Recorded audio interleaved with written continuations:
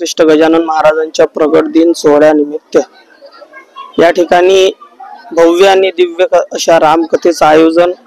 आज या कथेचा 6वा दिवस आहे।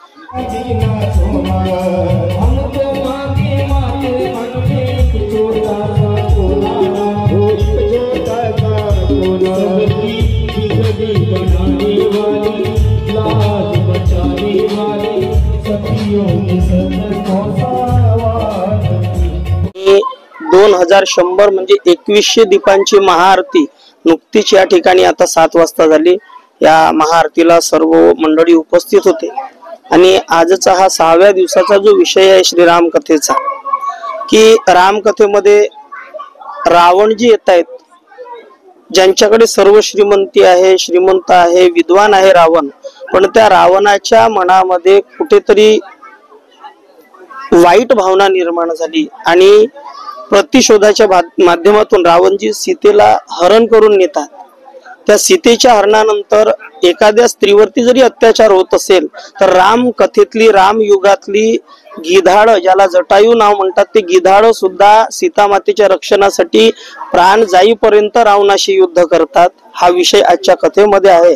यातून मला संदेश असा द्यायचा आहे की राम युगामध्ये, त्रेता युगामध्ये पशु पक्ष्यांना कळत होतं की स्त्रियांवरती अत्याचार होते, तर आपण त्यांचं रक्षण केलं पाहिजे। आज हजारो माणसं रोडवरती उभे असतात, चौकामध्ये कुठेतरी एक निर्भया नागडी होत असते, लोक मोबाईलचे कॅमेरे काढून शूटिंग घेतात, पण कुणी तिच्या रक्षणासाठी धावत नाही। हा संदेश मला रामकथेतून आज द्यायचा आहे। आज भावाभावाची नाते कलुषित आहेत। कारण काय, तर वडिलाची प्रॉपर्टी, आपल्यामध्ये असणारा प्रॉपर्टीचा वाद, यासाठी। पण यासाठी कथेतून संदेश असा आहे की ज्या वेळेला श्रीरामजीला 14 वर्षाचा वनवास देण्यात येतो आणि श्रीरामजीला जाहीर झालेली गादी, राजगादी भरताला देण्यात येते। भरताला राजगादी मिळून सुद्धा भरतांनी सर्व जनतेच्या समोर सांगितलं की माझी राजगादी नाही, ही माझ्या श्रीरामांची राजगादी आहे। माझ्या श्रीरामाला जर राजगादी सोडून जर वनवासात जावं लागत असेल तर हा भरत सुद्धा राजगादीचा स्वीकार करणार नाही। श्रीरामजीच्या नावाने त्यांच्या चपला, ज्याला खडावा म्हणतात, त्या राजगादीवरती ठेवून त्यांनी राज्य चालवलं आणि स्वतः सुद्धा धनाचा त्याग करून त्यांनी वनवास म्हणजेच नंदीग्राम मध्ये ते राहिलेत। मला सांगायचं हे आहे की माझं ते माझं आणि भावाचं ते सुद्धा माझं, हे महाभारत सांगतंय। पण माझं ते माझं आणि भावाचं जे भावाचं आहे ते भावाचं आणि माझं सुद्धा माझ्या भावाला समर्पित, ही भावना रामकथा कुठेतरी देते। लक्ष्मणाचं बंधुप्रेम, भरताचं बंधुप्रेम पाहिजे। तरुणांना संदेश हाच आहे की व्यसनांमुळे तरुणांमध्ये जी शारीरिक परिस्थिती आहे, त्यांची शारीरिक दुर्बलता वाढत चाललेली आहे। व्यसनामुळे त्यांच्यामध्ये पुरुषत्व कुठेतरी नष्ट होत चाललंय।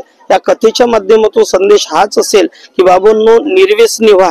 कुठेतरी या शरीराला साधा मोबाईल जरी तुम्ही घेतला तर त्याला प्रोटेक्ट करताय, बॅक कव्हर, समोरचं कव्हर तुम्ही लावताय।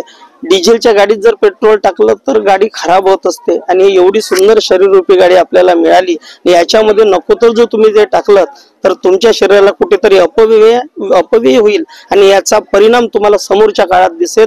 ऐत तारुण्यात तुम्ही म्हातारे झाल्याशिवाय राहणार नाही आणि रोग तुमच्यावर आक्रमण करतील। म्हणून निरोगी आयुष्य जगा, हीच या कथेतून सुचत।